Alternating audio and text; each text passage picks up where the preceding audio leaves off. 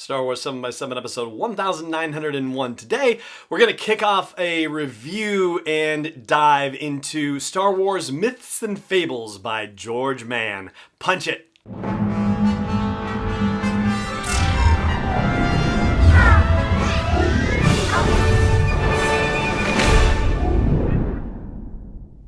Hey Rebel Rouser, I'm Alan Voivod and this is Star Wars 7x7.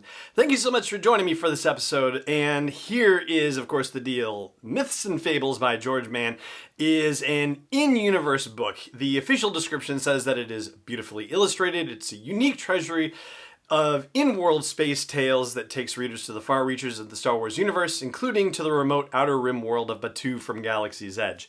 Now, even though the book doesn't have this marked on it, it is actually part of the informal Galaxy's Edge publishing initiative. I say informal because it doesn't have that, bright shiny title across the top like, say, for example, The Journey to the Last Jedi or the upcoming Journey to the Rise of Skywalker books will. However, only 2 of the stories focus on Batuu and Galaxy's Edge out of 9 stories in their entirety, and a couple of the other ones actually tie into each other as well. We will get to that eventually, but for today, this is a non-spoiler review, so don't worry if you haven't read it yet and don't want anything spoiled for you, then I won't be doing that, at least not on this episode as far as that goes. So there was a great interview with George Mann, the author of these Myths and Fables, by Amy Rickow of 365 Star Wars, and was published on the official Star Wars website. And from that interview, there were a couple of things that I wanted to flag for you as part of this review. It says that Myths and Fables contains 9 stories that take place from along different parts of the Star Wars timeline, and this is a direct quote coming here from George Mann. These are the stories that were told to Luke and Leia when they were young, or the stories passed around in cantinas and casinos, or told late at night amongst soldiers. Moral or cautionary or scary stories that have become lore, and by lore, it's, as I said, it's an in-universe book, so you could imagine, aside from the cover, which plainly says Star Wars on it, that this book could actually appear on a bookshelf, if such things existed, if actual hard books existed and weren't rare like they were in The Last Jedi. You could imagine this book in the universe itself, and it is written from the point of view of somebody who is in the universe.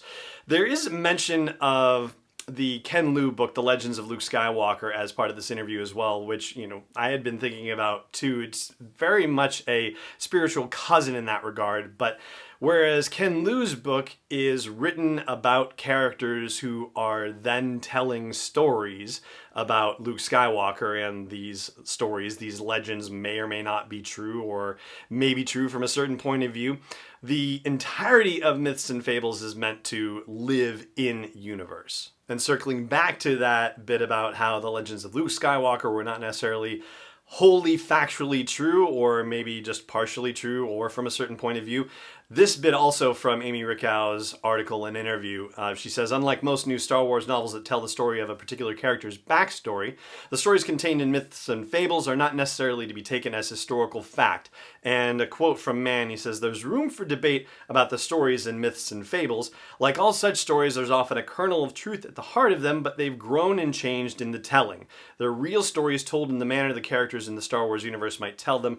Whether the events described occurred precisely as they're told here, though, is anyone's guess, unquote. And so if you're looking for a straightforward telling of a Star Wars story, then you're going to have to check your expectations at the door. But considering the fact that this book was described as something that, among other things, might be the kinds of stories that Luke and Leia were told when they were young at bedtime, I thought, well, what better way to test this than with somebody who might be in the age wheelhouse. This is a middle grade book, and so that's supposed to be, 5th through 8th grade, right? And so Scorekeeper Declan, who is right in that space, I said, hey, you want me to read some of these for bedtime for you? And he said, yes. And so I read the first one, and this was The Knight and the Dragon, and there was an excerpt from that story on StarWars.com. I read that one, and in subsequent nights, I said, hey, do you want me to read to you? Or he's also reading the 39 Clues series, which is a whole other situation. And he said, no, can you read me another one? And no, can you read me another one? And this went on night after night until we had been through all 9 stories. So if that doesn't passed passed the authenticity test right there, then I don't know what does. It was absolutely keeping his interest as a great series of bedtime stories. And so right there, that's kind of all you need to know. I mean, in fact, it just puts me in mind also of a recent interview that Jon Favreau gave about The Mandalorian and about George Lucas coming to the set and saying, hey, don't forget these stories are for kids. These are not necessarily stories for adults. They should, of course, appeal to adults naturally too, if it's at all possible, but that it's not necessarily the primary target audience. This one has definitely a more clearly defined target audience. Like, for example, the novel Black Spire, Delilah Dawson, right? It is an adult novel, so it is definitely targeted at an adult Star Wars fan audience. This one, Myths and Fables by George Mann, is definitely targeted at a younger audience, but certainly has the possibility and potential for appeal to older audiences as well. And speaking as one of those older audience folks, well, I enjoyed the reading of it too. And it is very much like the, Hans Christian Andersen fairy tales or the Brothers Grimm kind of fairy tales. Like, it's very much told in that vein. Some of the stories are ones that you can actually relate to in terms of having a sense of the timeline, of the canon timeline, and where these stories might be taking place. Others of these stories don't necessarily correspond to anything where you could get a grasp on the timeline. And of course, with it being on the timeline, there are some characters that you will probably recognize. George Mann has already said out loud that he was essentially writing one that featured Darth Vader specifically, so that's not going to be a secret necessarily. And you'll probably recognize the old man from The Knight and the Dragon as well. Like I said, we will dig deeper into the stories as we go through this week's series of episodes on Star Wars 7x7. But I have to say, ultimately, as a non-spoiler review for it, I did thoroughly enjoy it. It's a different experience, and it's a different experience of Star Wars too, but from both myself and scorekeeper Declan, makes for excellent bedtime reading, and so I do hope you check it out. And I do also want to say thank you very much to Disney Lucasfilm Press for sending me a copy of the book to check out and review here on the show. There is one additional thing I'd like to add about the book, and I will do that after the break. Stay tuned. This episode is brought to you by Constant Contact, the premier email marketing solution for small businesses and organizations.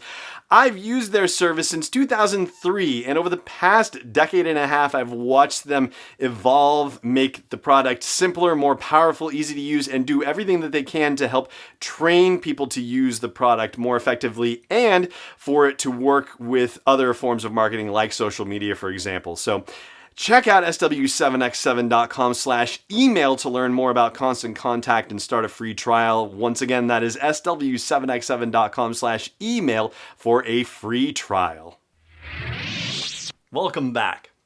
In addition to the stories in Star Wars Myths and Fables, there's a very powerful introduction written by George Mann, of course, but who the actual author is in universe, we don't necessarily know. It's not identified in the book. But this is a really beautiful introduction, and I'm just going to read you a snippet of it. He says, coming into the third paragraph, "Indeed, true power resides not in armies and empires or in blasters and ancient weapons of light, but in the tales we share with one another.